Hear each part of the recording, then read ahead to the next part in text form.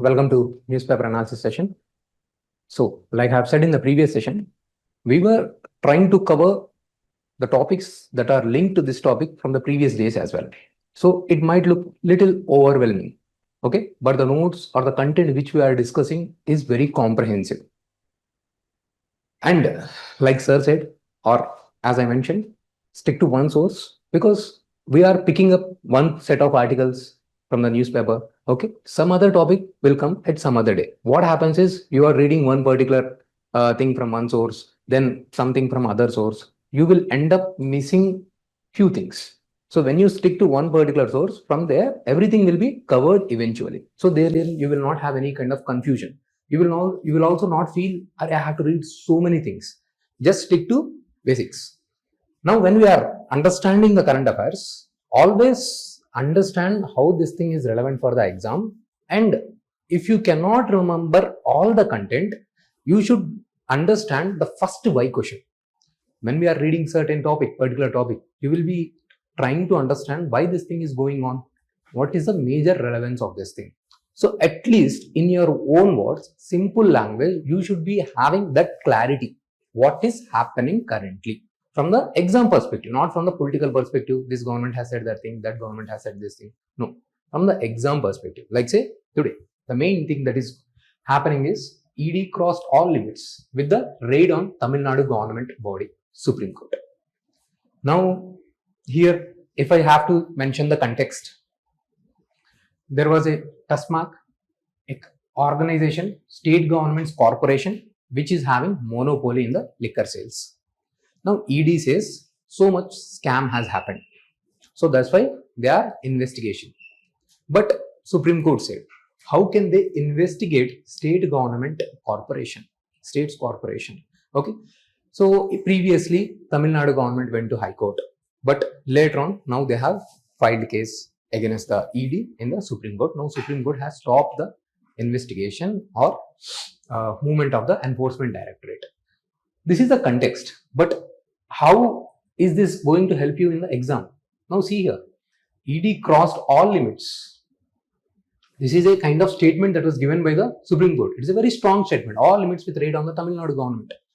You might have seen news even in the last year, even in the last month. Continuously, various articles are coming up regarding the ED, Enforcement Directorate, doing the investigation regarding the scam in the Jharkhand, in the Delhi liquor scam, okay, in various states. So there is a huge criticism that this ED is used against the opposition parties or in the states which are ruled by the opposition parties.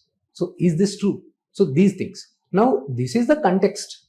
But if you read only, if you understand this thing, it is not going to add anything value. No, maybe you can use this one kind of example for you. Okay, maybe in the case study or somewhere. But from the exam perspective, what I need to understand, who is this Enforcement Directorate? Now, this entire angle, how is this impacting the cooperative federalism? Like this, I have to link. I have to think always from the syllabus dimensions, from the syllabus point of view. Okay, so let's start our discussion.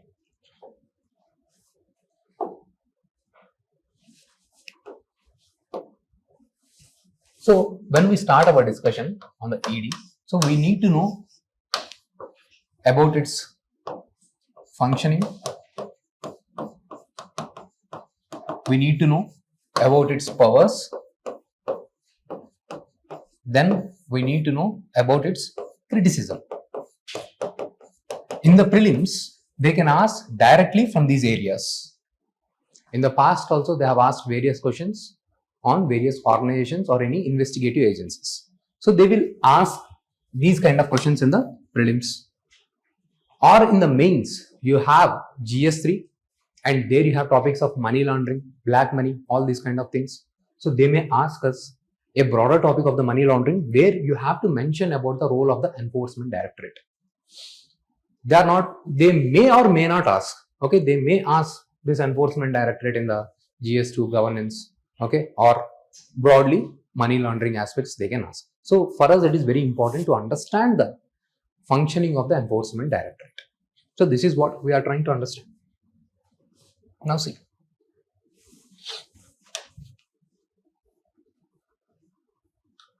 So firstly, what is this enforcement director? Now this is what I am saying. The first thing that has to come into your mind is this is a body which tries to handle economic offenses. Not every offenses. If something criminal offenses or something corruption related things happens, CBI comes into play. Some kind of terrorist act, some kind of threat to the sovereignty and integrity, which organization comes into the play? NIA, National Investigating Agency. So like this, when the crimes are about the economic offenses, the enforcement directorate comes into the play. This is the body. The first thing that you need to understand is this a statutory body? No. Okay, this is not a statutory body. This is a body currently under the Department of the Revenue, under the Ministry of Finance. Okay, previously it was under the working as an enforcement unit in the 1956 within the Department of the Economic Affairs in the Ministry of the Finance. Now it has been shifted to the Department of the Revenue under the Ministry of the Finance. So these are the first 2 points I'll understand. This is not a statutory body and it is working under the Department of the Revenue under the Ministry of the Finance. Now, what is its main role? I have told you the main role is to do the investigation in economy related crimes. Okay, if you do not have such a kind of body, no person will respect or have any kind of trust in our financial institutions, right? We need investment, we need growth, we need development, we need foreign direct investment. If some person is coming, okay, you might have heard about this Nirav Modi scam. Okay, they are doing some kind of scams and they are escaping India, or person is involved in the money laundering activities. There is no people can trust India. Okay, so we need a kind of strong authority to challenge these kind of anti-government activities or anti-national activities in terms of the economic crimes. Okay, so that's why we have this body, and this body's main mandate is tasked with enforcing several key laws. Okay, Prevention of Money Laundering Act, Foreign Exchange Management Act, and Fugitive Economic Offenders Act. So these are the 3 primary laws. Now first, previously there used to be Foreign Exchange Regulation Act. Foreign exchange means we all know. Okay, so we do trading in the dollars and all. If any kind of misuse has happened. Now if I export some kind of bananas and they will be paying it in terms of the dollars. Okay, now I'll sell these dollars and I'll get the rupee. If I have to travel outside, if I have to purchase something outside India, they will not use the rupees, right? They want dollars. Now what will I do? I will take my rupees and I am literally purchasing the dollars. This is how exchange rate is decided. So I am taking my rupee and purchasing the dollars. Okay, currently in order to get $1, how much rupee I have to spend? I have to spend somewhere around 87 rupees. Okay, but if any kind of manipulation, if any kind of scams happen in this area, then Foreign Exchange Regulation Act will be applied. But this Foreign Exchange Regulation Act was a kind of criminal act. Okay, if any kind of offenses are made under this, it is a kind of criminal offense. But you need foreign direct investment in India, you need foreign investment. So you cannot threaten a person for investment in the country with this kind of strong criminal acts. Sometimes genuinely also errors can happen. Okay, so that's why government post liberalization 1991, the Foreign Exchange Regulation Act has been converted to the Foreign Exchange Management Act. Now any crimes under this will be a civil crime.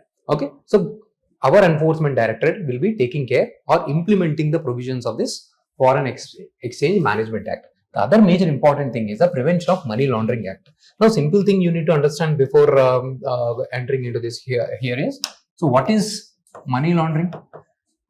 Okay, and what is black money?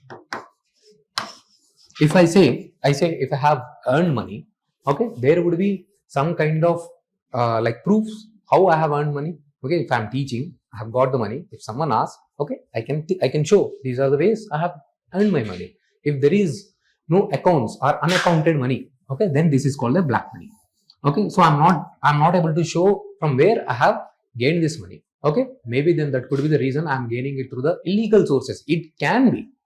It's not necessary. I'm getting the black money both through maybe through the legal and also illegal ways. Okay, I'm getting money. I'm just not showing it in order to avoid the taxes. Okay, maybe I'm just taking money from the students. Okay, but I'm not showing it to the IT department. Okay, I'm hiding the accounts. Okay, maybe you might have seen. Okay, people are not giving receipts and all. Okay, but I'm not doing any kind of crime. Okay, there can also be a possibility someone is selling drugs or some kind of illegal activity and gaining the money. So there is a possibility that black money money is coming through the illegal sources also. So this can be a potential threat. Now, what happens is, in the money laundering, I am making sure this black money looks or gets converted into the white money. Government agencies will not be able to identify that this is the money which do not have any kind of threat. Okay, it looks like clean money, legitimate sources. This kind of changing or this kind of washing effect is called as a money laundering. Okay, so we are not getting into how this process is done. Later on in your theoretical classes, you will understand. Now, under the Prevention of Money Laundering Act, Enforcement Directorate will do this thing, will do this kind of investigation. Are these people involved in this money laundering? Okay, Enforcement Directorate will check. Now, in order to handle this thing, Enforcement Directorate has been given very strong powers. Okay, it can, during the time of the investigation, do the search, can seize their properties, and getting bail also very difficult. In the Prevention of Money Laundering, as per this act, okay, the person who is accused under this Prevention of Money Laundering Act, he has a burden to prove that he is innocent. In normal cases, I have to prove that he or she has done the crime. But in Prevention of Money Laundering Act case, the accused person should prove he or she is innocent. Okay, that's why this act, Prevention of Money Laundering Act, is very, very powerful. Okay, this is the act that is giving powers to this Enforcement Directorate, and it is a very powerful act. Okay, now let's say like Nirav Modi, who has committed economic offences in India. Now they are leaving the India and they are escaping. Now what should we do? Okay, now Enforcement Directorate has given powers. They can seize the property. Okay, bro, you escape India. Okay, we are seizing all of your properties. So those kind of powers are there. But however, the Enforcement Directorate cannot suo motu take all these kind of investigations. Okay, they cannot take generally. Okay, now for suppose if PIL is there, okay, Supreme Court, even through the newspaper article, they can take the cases suo motu. But Enforcement Directorate will not take cases suo motu. Okay, there must be some kind of complaint should be filed in some organization. Only based on that, Enforcement Directorate will take the cases. Okay. So these are the certain powers of the Enforcement Directorate. Now, I have told you these are the very strong powers that was given, like property attachment, burden of the proof, and also getting bail is also very difficult. Okay, once the person is booked under the Prevention of Money Laundering Act, bail that becomes very difficult. And another important thing is, if I have accepted something, okay, if I confessed something, okay, in front of the officers, okay, even that can be a kind of proof to prove my crime. But normally, as per the Article 20, okay, what is Article 20? You guys might be knowing, there cannot be self-incrimination. I cannot be giving that kind of confession. Okay, even the confession given to enforce in front of this police authorities also cannot be taken. Okay, but here in this case, that can be accepted as a proof. In this way, there are very good, very strong powers have been given. And another thing is, like say, if CBI has to investigate in the state government, the state government should give the permission. They cannot just directly go, or if any investigation has to be done in particular state government should ask the CBI, okay, take up this thing. But in case of the Enforcement Directorate, no such things are required. Okay, they can do. Okay, that's how they have entered into Tamil Nadu and they are doing the search and the seizure processes. Okay, somewhere like in this corporation, they have arrested this 60 employees, okay, for some 60 hours or something like that. But all those things is not relevant. You need to see how strong their powers are. Okay, so you should not forget, and there is nothing beyond this thing regarding the Enforcement Directorate. Now there will be chairman of this or director of this Enforcement Directorate. How this person will be appointed? The appointment procedure. Okay, this appointment procedure is based on the committee structure. Okay, it is appointed by the central government. Sometimes they can also mention the appointment was made by the appointments committee of the cabinet. Cabinet is a small body within the government. Okay, they will take various decisions based on the various committees that are present in the cabinet. Okay, they may also give this way, or they will say central government. Okay, based on the recommendations of the high level committee. This is a very important. These kind of questions can be asked in the prelims. This committee is chaired by the Central Vigilance Commissioner and includes members such as Vigilance Commissioners, Home Secretary. These things you can remember for the prelims point of view. Okay, the director of the Enforcement Directorate has a fixed term of the 2 years, which can be extended up to the 1 more year for the 3 annual extensions. Okay, so this is the point. The appointment is based on the guidelines outlined in the Central Vigilance Commission Act 2003. There is no particular act. This appointment committee related It will take care of various appointments. Okay, various important things. There is a committee in the cabinet. It take care of the various appointments. Yes, yes. Okay, they are having this kind of mechanism to take care of the appointments. Okay, there are different committees which are taking care of the various activities to support the cabinet. Okay, so this is the aspect that you need to know. Central Vigilance Commission Act, because for the Enforcement Directorate there is no such act. So once you see in the prelims without any preparation, how can there be Central Vigilance Commission? You might think in this way, okay, if you apply logics. But when you know, when you are clearly, you have studied, okay, certain topics, when they are frequently coming in the news, there should not be if and buts. I should be very clear. What is this functioning? What is the organizational structure? I should be having very clarity on this. Okay, clear? So we have discussed powers. Now criticism, like say we have given these many powers, but according to the data provided in the parliament, only 23 people have been convicted in the 5,000 cases registered under the Prevention of Money Laundering Act in the last 17 years.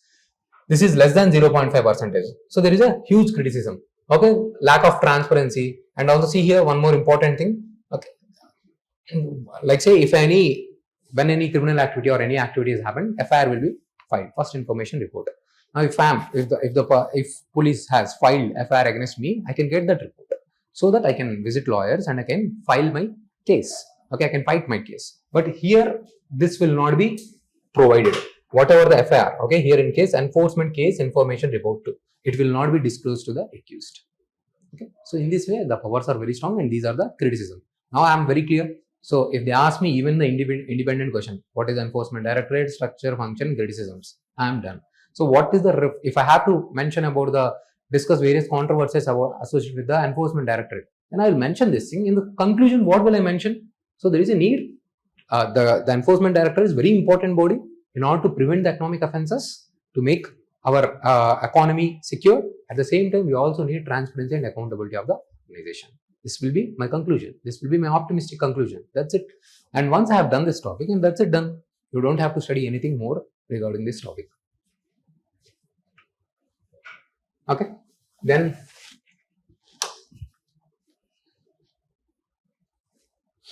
you see, now same things will keep on happening. Okay, there will be okay, what like see Ashoka University, same thing. Yesterday we have discussed about the freedom of speech and expression. Okay, all these things, certain small things will keep on going in the news. Okay, we don't have to go through all those important all those things. Okay, what has happened like with the Maoism, and how the situation is proceeding and all. Okay, what is happening with the Waqf and all. Okay, the same things will keep continuing. Okay, so from there again we will take up the various important things. Now see here, okay, they are talking about the Kirti Chakras, Shauryas.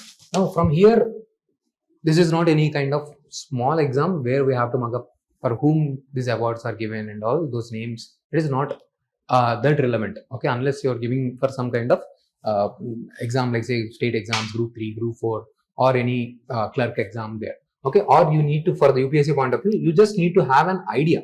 Okay, what kind of awards generally the union government will provide. Okay, these are called the gallantry awards. That's what I'm saying. The big picture you need to know. Okay, so if I just read only one particular award, I do not know where it actually fits. Now I have the clarity. Okay, these are the gallantry awards. These gallantry awards are basically provided during the wartime and also for the normally peacetime. Okay, during the wartime in the sense, okay, for the contribution during the wartime and also generally during the peacetime. Okay, these are the three major things. Okay, the highest award that is offered is a Param Veer Chakra, then Mahavir Chakra, and then Veer Chakra. Peacetime highest gallantry awards are the Ashok Chakra, Kirti Chakra, and the Shaurya Chakra. Okay, who it has been awarded, okay, what are the person names? Those are not that important. Now I've got the clarity, these are the major awards. In this way, I'm not burdening my brain with too much of the data. I'll get what is happening. I'll get the broader big picture image. Every day I'm going through the same current affairs. Within 3-4 months, you should get clarity. Okay, what is happening? I know clarity. Okay, I got the clarity. For the exam point of view, you might remember some facts before the time of the exam. Okay, Amrit Bharat station scheme. Okay, this was also in the news. Okay, so I'll show you. Okay, we'll talk about this AMR. Okay, then. Okay, this is what we are talking about USA tariff wars. Okay, when there is only substantial thing, then only we'll try to discuss. Okay, or else generally articles keep coming in. It's not necessary for us to go through all of those things.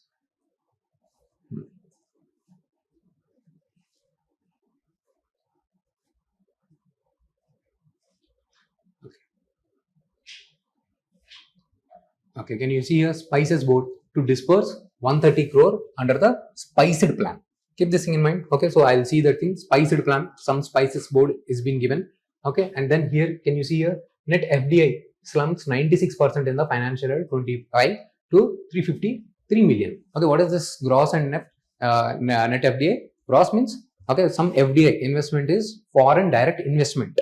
Foreigner is investing in India. For suppose they have invested 1,000 rupees. Okay, now I have invested in particular company. Some foreigner has invested in particular company.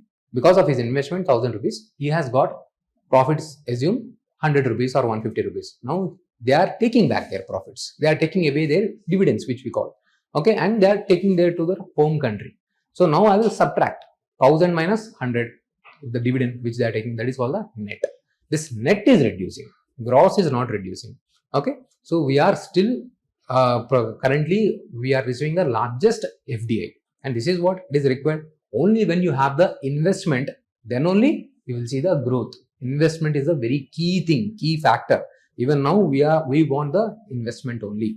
Okay, so keep this thing in mind. Investment is very important. Government, private sector, and the foreigners, any external sectors. Okay, they can invest in anything in order to generate the growth. That's why FDI is very important. So I need to understand only this gross FDI, net FDI. Okay, why these investments are important. I'll get that kind of clarity. Now spices. See here. Let me come.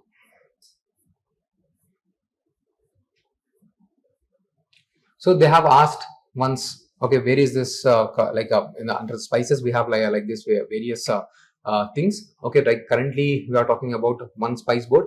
Previously, they have asked questions on these commodity boards in India. Like they have asked, where is this coffee board? Where is this rubber board? Okay, like this. Currently, we are discussing about this spices board. Okay, basically we have these set of commodity boards. Tea board is there, coffee board is there, rubber board is there, spices board is there. Now this is the one they are taking up the spice scheme in order to promote the particular spice, that is a cardamom. Okay, we'll come to that. First understand these are the boards we have to promote the specific thing. Tobacco board, which is present in the Guntur. Okay, and then rubber board. Okay, and then Kottayam, Kerala, coffee board, coffee, Karnataka. Okay, one of the largest, that is the largest state which is producing the coffee in India. And then tea board you have in the West Bengal. All these are the statutory bodies. So they are trying to promote this particular thing. Okay, they are trying to promote tea. They are taking initiatives in order to promote these things. Okay, just like how the spice board is doing now for the promotion of the spices. Okay, so that's why now this thing we have to see the spiced scheme. Basically, why when we do this thing, when we generate the exports, we'll get the money. Not only money. First thing, when we export something, we are getting the dollars, the forex reserves. Okay, we are getting the forex reserves. When we import something, we are able to pay that in dollars. Okay, so for us, dollars are very important. Promotion of exports are very important. At the same time, exports can also help the local industries, local farmers. Okay, because here, for suppose, okay, if I'm manufacturing some item or producing some item and I'm selling only to you guys, okay, my market is limited. Now you guys maybe invested your money in some other thing, some else thing. Okay, maybe you guys are not interested in purchasing this thing, or maybe you guys have invested in my company. All of your money is gone. You have invested in my company. Now you don't have money to again buy something. So now I'll sell this product outside India. So that's why we want new markets. Okay, so further to have those markets, we need competitiveness. If I sell something, it will not be sold. Okay, there should be some competitiveness, and these boards are taking care. So now we are taking care of the cardamom. In the cardamom, there are two types: small cardamom and the large one. The small cardamom is very stronger in the South India, and Kerala is the largest producer. Large means, okay, it is basically from the northeast, and the largest producer is the Sikkim. This is the point first I need to understand. And India is not the largest producer of the cardamom. The first one is, I think, Guatemala.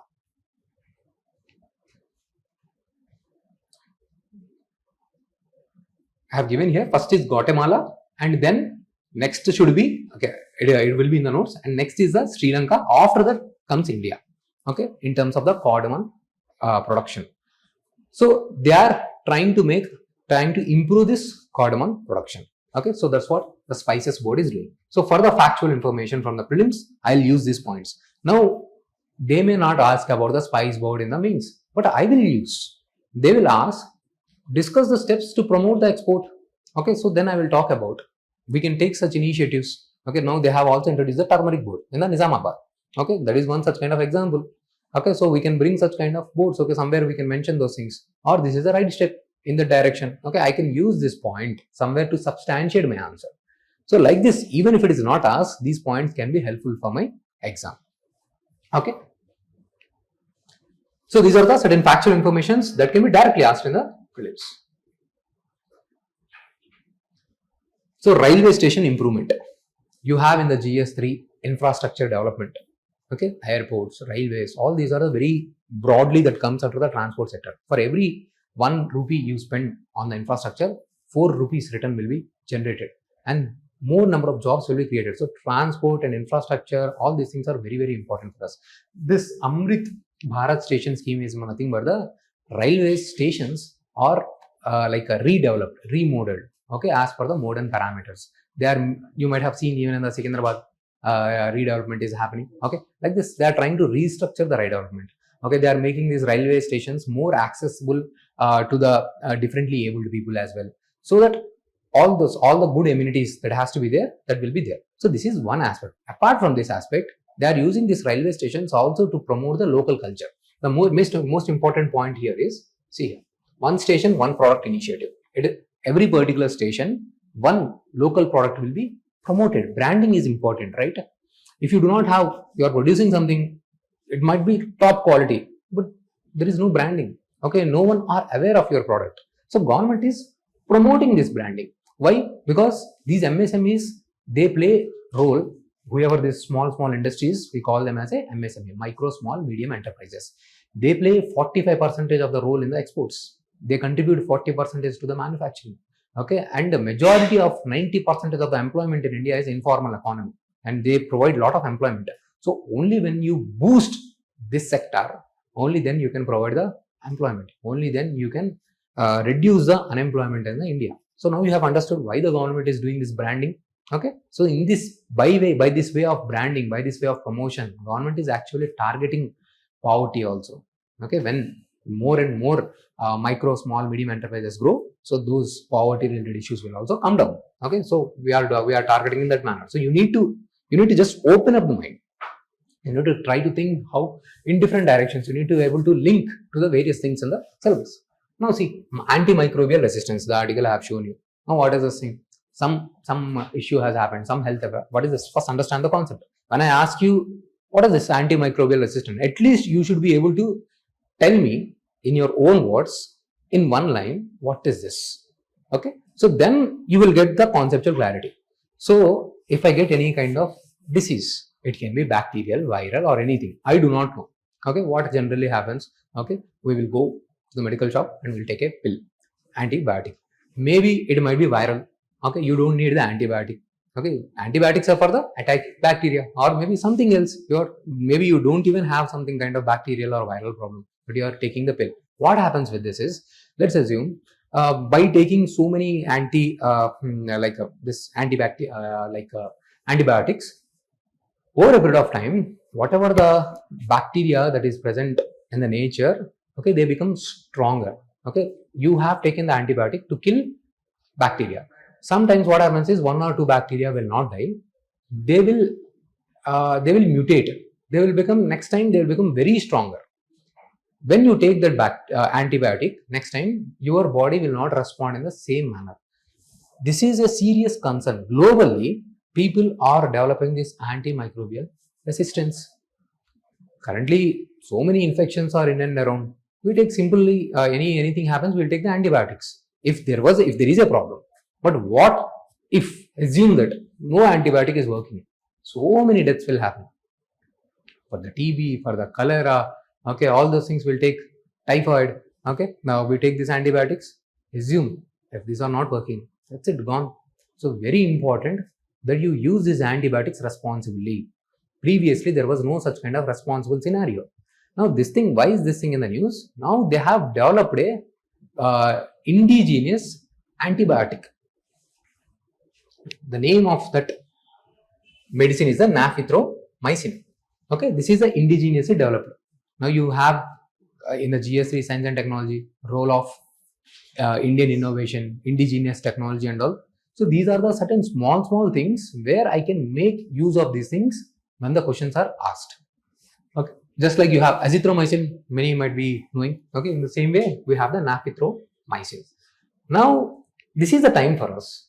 Now we know, okay, if this thing is not curtailed, many problems can come. No. So one thing, now let's understand the causes. Why this? You know what is antimicrobial resistance. Your body is immune to the antibiotics. Your body is not responding when even if you have consumed the antibiotics. Now why this thing is happening? Causes, can you guys tell me? So first thing is using your antibiotics without any kind of prescriptions. No prescriptions. Okay. Due to lack of awareness, you are not completing the course. See, in India, we have the highest burden of the TB. You need to use so many antibiotics for the TB. There will be so many medicines you have to take. People, you might have seen this thing, you might have experienced this thing. After using for 3 days, 4 days, if the course is for 7 days, people will stop. Array, I'm feeling better, I don't need it. Now what will happen? You are not completing the course. The bacteria is still intact. Okay, then it will bounce back after certain days. Okay, you are not completing the course. Course duration is not completed. This is the problem, right? And then there are certain drugs. Like say now there are the scheduled H drugs.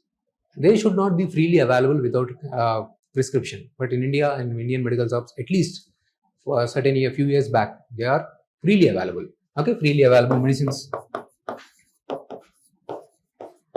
Now let's go beyond this. To get tasty quality chickens, okay, they are doing some kind of processing. Now for these chickens to not get infected, they are pumped with lot of antibiotics. You might not be taking any antibiotics, but you are consuming good amount of chicken and eggs. So somehow through the food chain, you are getting affected by the antibiotics. So I will also talk about this thing. Can you guys see how we are generating the points? So here I'm not only just giving you the content, I'm also telling you to think on the multiple dimensions. Okay, so because of the food industry, especially poultry industry. Now I will not write, see, chicken is being given antibiotics. I will not write that way. I have to find a good word. Food industry I have mentioned. Okay, food industry I have mentioned. There maybe I can substantiate. Example, in the poultry industry, many antibiotics are being used.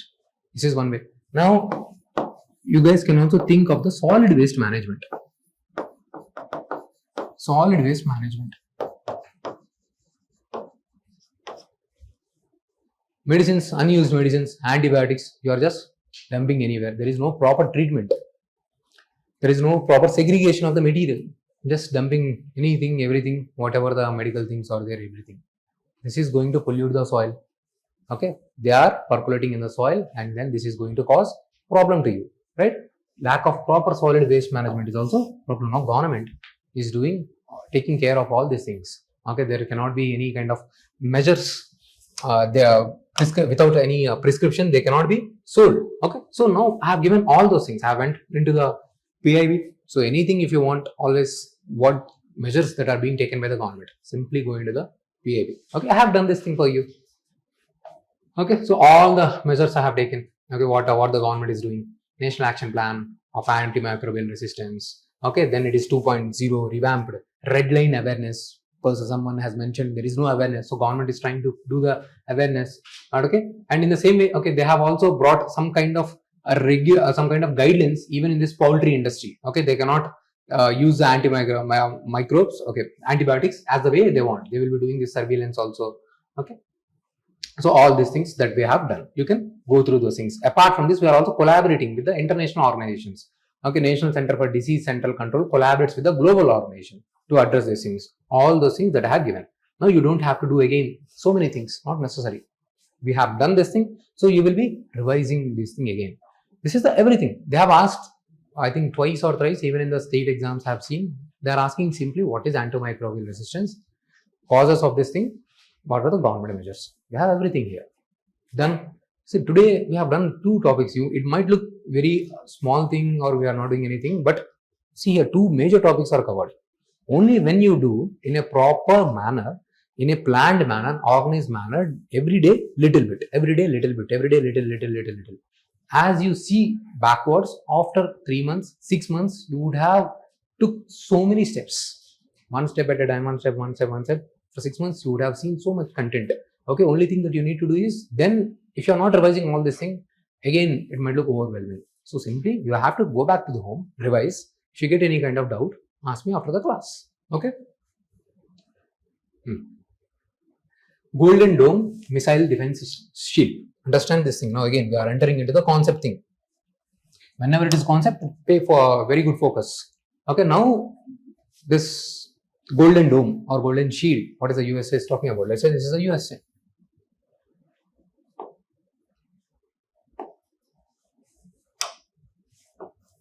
Okay. Like this, they want to create a kind of dome around entire USA, so that if any country, let's say China or Russia, fired any kind of missile, they will be intercepted. Like currently India has intercepted the missiles that are coming from the Pakistan. Now we have used the S-400. Its range is limited, 400 kilometers. Okay. Now see here, USA has to cover the entire geography, entire USA. So this is a very huge project, maybe costing $175 billion. They want to cover entire territory.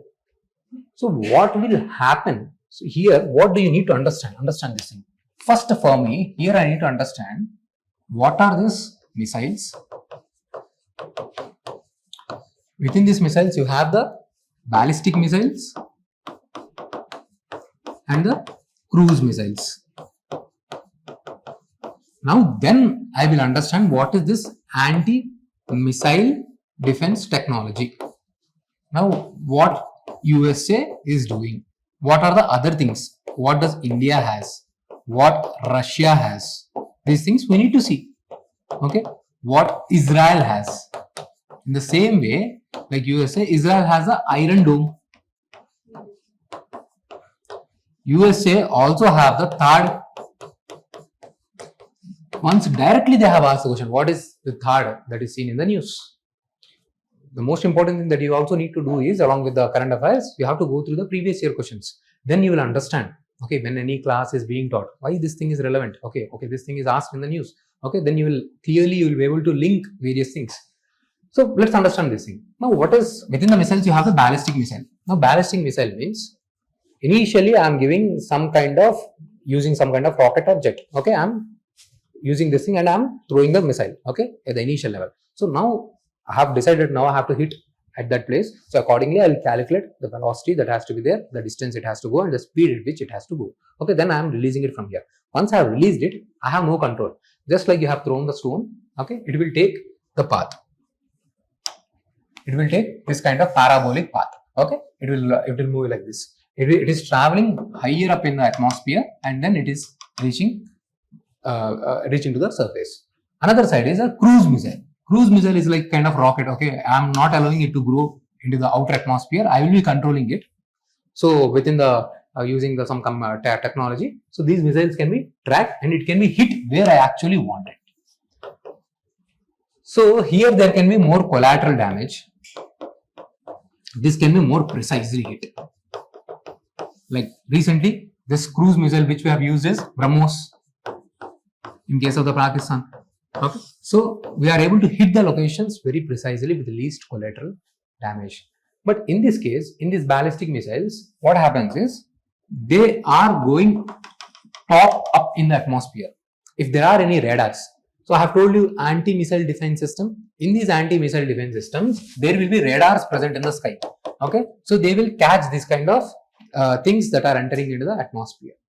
But here, these missiles, maybe they might be found on the radar, but they travel with a speed very faster.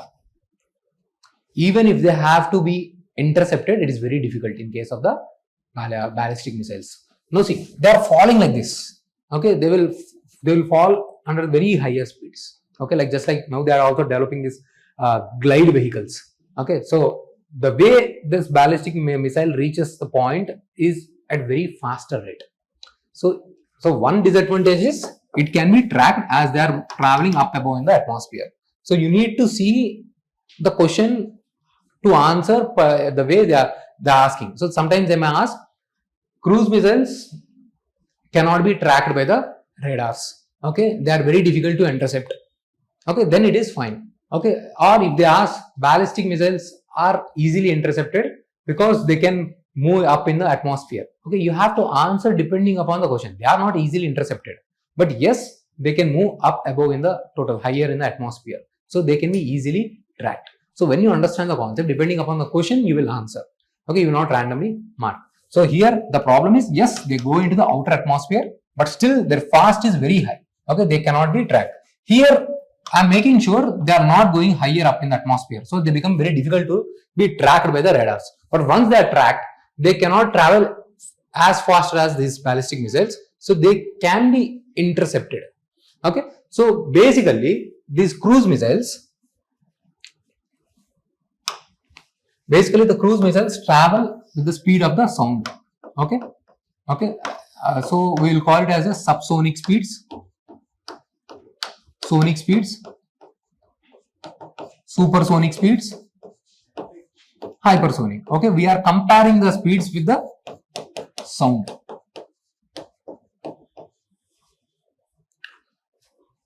Okay, so like this we are trying to currently the BrahMos, it is also market.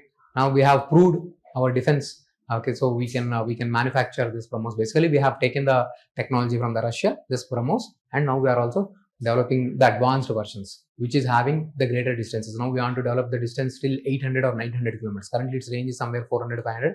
We want to take it to the 800, 900 kilometers. Okay, so now when we sell these things to the countries like Vietnam, Philippines, okay, now we also get money. We can also be a very good defense exporter.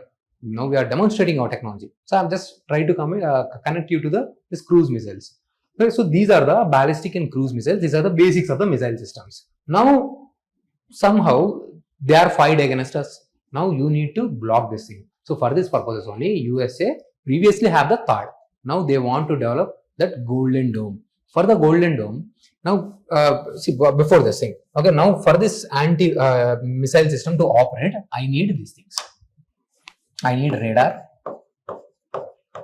Once my radar has identified missile is coming, then it has to be tracked and it has to be intercepted. Then I will throw some kind of missile or something to intercept that thing. Currently, ground-based systems are there, or AWACS. You might have heard this thing in the space. There is a flight kind of thing. They are trying to catch the signals. AWACS. Okay, in India we have this thing, or on the ground we'll see. Okay, those things I have given in the notes. Akash Tir system. Okay, like we have used this thing. Military has used this thing to do this kind of intelligence, to track the information. USA now they want to keep some kind of satellites even in the space to identify in a very precise manner. Even if the missile is launched from anywhere, they want to identify and target them. Okay, in India currently, be it in any country, the range is limited. USA want to develop such a kind of system. Okay? So you have understood what is this anti-missile technology and what is this Golden Dome project. See, now this Golden Dome project is being criticized for two reasons. Why criticism?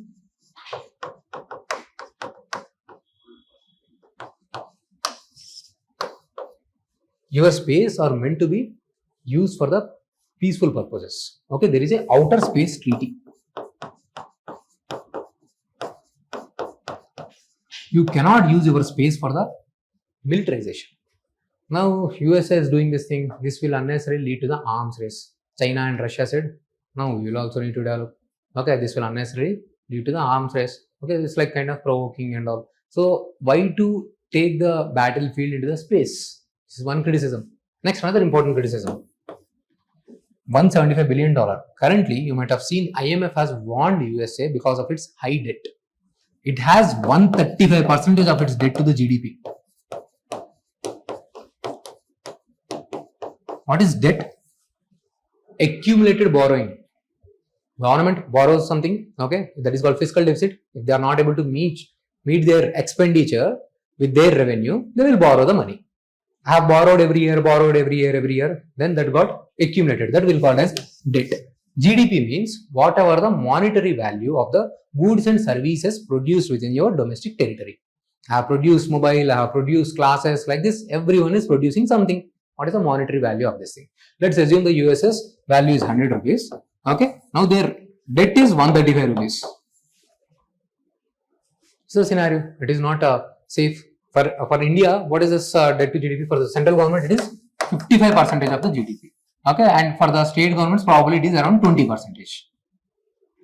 Okay, so now just here itself, can you tell me what is the GDP of the USA in absolute terms? It is $30 trillion. You can remember these kind of some facts. What is India's GDP? $4 trillion. Okay. What is China's GDP? 1920. Okay, somewhere around 20. So 135% of 30 means $35 trillion of debt. Some facts we'll try to remember. Okay.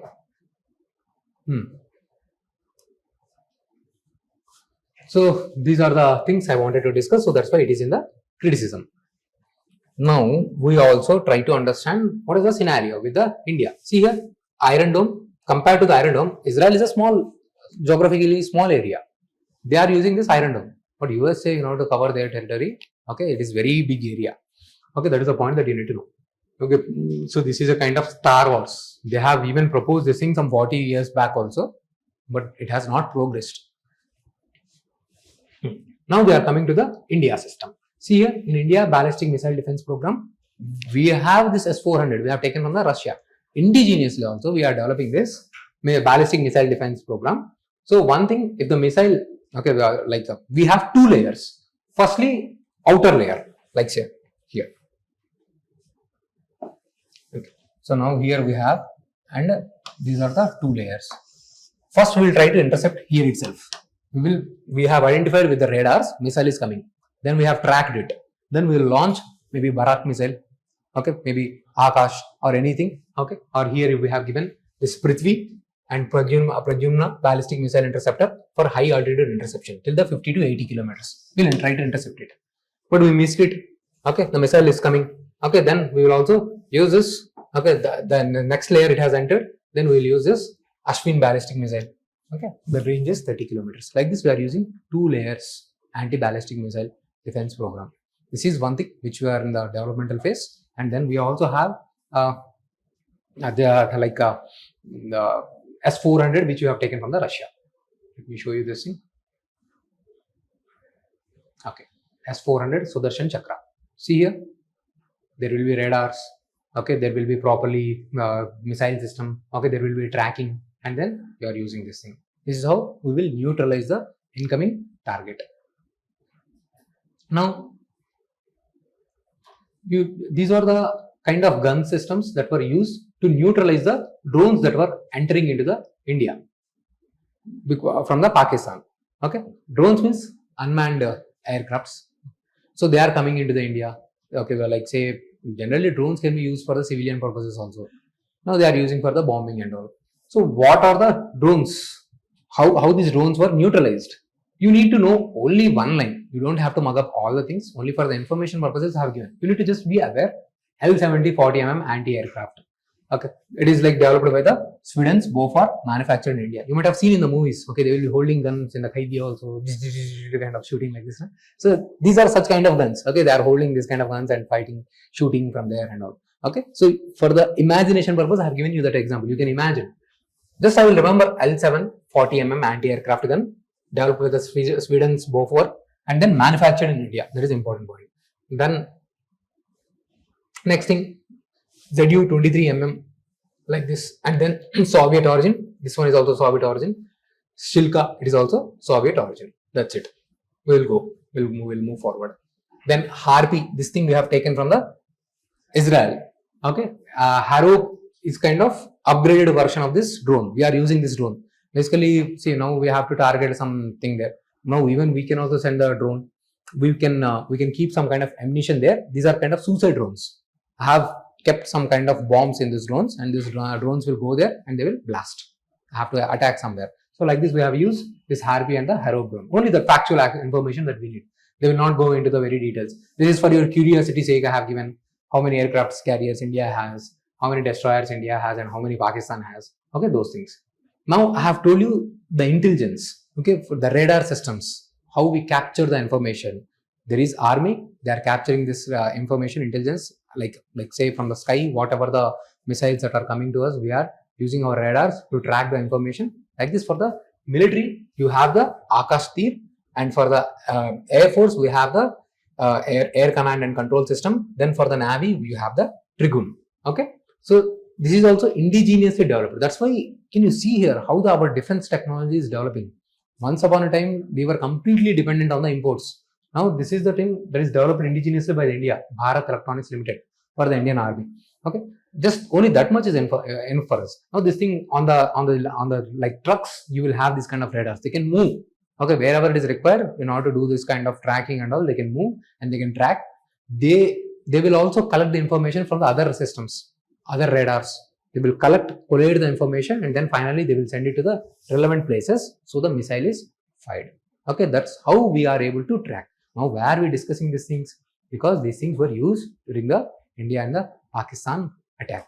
Okay, and then this we have also discussed this thing because currently USA is developing this thing at a bigger level. Now, once you know these things, you don't have to worry again anything else. Okay, because all those things that were happened in the last in the April, May, everything has been collected. And let me tell you, okay, these things, we are also discussing current affairs of 4 years, 5 years. That's why they say we need to study current affairs in an integrated manner. Okay, we are not just doing today's current affair. We are also covering the current affairs of years. Okay, so have that kind of confidence. Learn in a comprehensive manner. Okay, the same way, integrated air command and control system. The same thing they are using. And then Trigun. Trigun is for the Navy. Right? Now, this is the question we have given. What is environment impact assessment? Describe its key stages. See here. Now, simply they are asking definition of the environment impact assessment. Now, instead of writing my definition, I can use the UNEP's definition. Then authenticity will increase.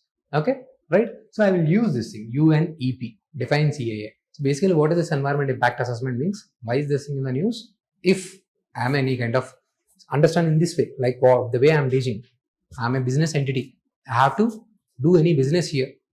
But, okay, before starting my business, I have to see whether my project cause any damage to the environment here. Is the project feasible or not? To what extent the damage is being caused? Can I mitigate that? Then I will prepare the report. Then I will leave it to the public. Then if public decides, okay, go ahead. Then using that mitigation mechanisms. Okay, like say previously, I'm destroying the environment in this manner, but I have taken some technological improvement. Now I'm mitigating. I'm not causing that harm. I have went forward with the project. Then it has to be monitored. This is the EIA process, environment impact assessment. So first, whether the EIA is required or not, in what areas it is required, how much impact it is causing, what kind of mitigation measures, public consultation, then again plan, then decision making. These are the steps involved. Okay, simply they are not asking how it is functioning, analyze its functioning, is this working or not. They are not asking all this thing. It is a very factual question. I think this was asked in the ABBSC. Okay, this kind of questions, some kind of factual things, they will be asked in the state exams. In the UPSC, they will ask always analyze and environment impact assessment. Means how far it is working. Like recently, Supreme Court has said they have taken down one retrospective law passed by the central government. They said companies can take the clearances even after starting the project. How that can be possible? Okay, before starting the project, I have to do the assessment and I have to take the mitigation measures. After starting the project, now what kind of mitigations that can be possible? So basically, that cannot happen. That's what Supreme Court said, and that's why it is in the news. Okay, and that's it. These are the certain aspects from the mains point of view we need to know. As we go on, we'll get various articles on EIA, then we'll collect those examples and then we'll use if the question is asked on the analysis. Okay, so that's all for today. So we have covered everything that is relevant for today. Okay, so again we'll meet tomorrow. Thank you. Any doubts?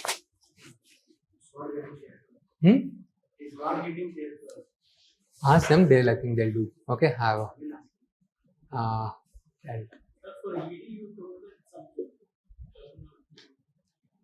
which terminology? I said Enforcement Directorate. Foreign Exchange Management Act. Foreign Exchange Management Act.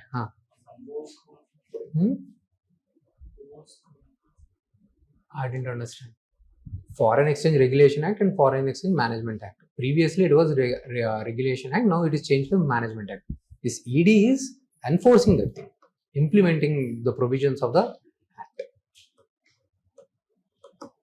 Okay, so they are deriving the powers from these three laws. They are basically trying to enforce that law is properly implemented without any kind of corruption or any activities. Clear? Everyone following? Statutory means law is passed. There is a legal backing. Statutory, when we say statutory means there is legal, like RB Act 1994. Okay, so like this. So the constitutional body will be there, like election commission. It is mentioned in the constitution itself. Okay, if it is not mentioned in any kind of legal statute or any constitution, then basically they are the non-statutory bodies, we can say. If it is not a statutory, it can be generally a kind of attached office or something like that. Okay, if there is a legal backing, then it is called as a statutory.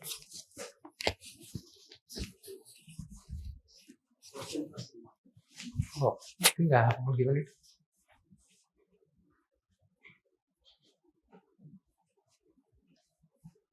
Okay, so what we have discussed today.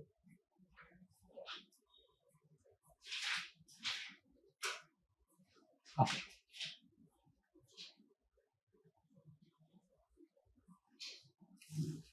You can write.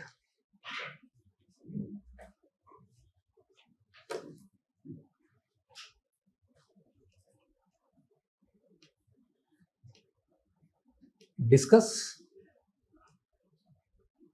role and functions of the Enforcement Directorate. Discuss the role and functions of the Enforcement Directorate. Try this question. Okay, so we have discussed all the content that is required regarding the Enforcement Directorate. So we'll see how you make the content for the question.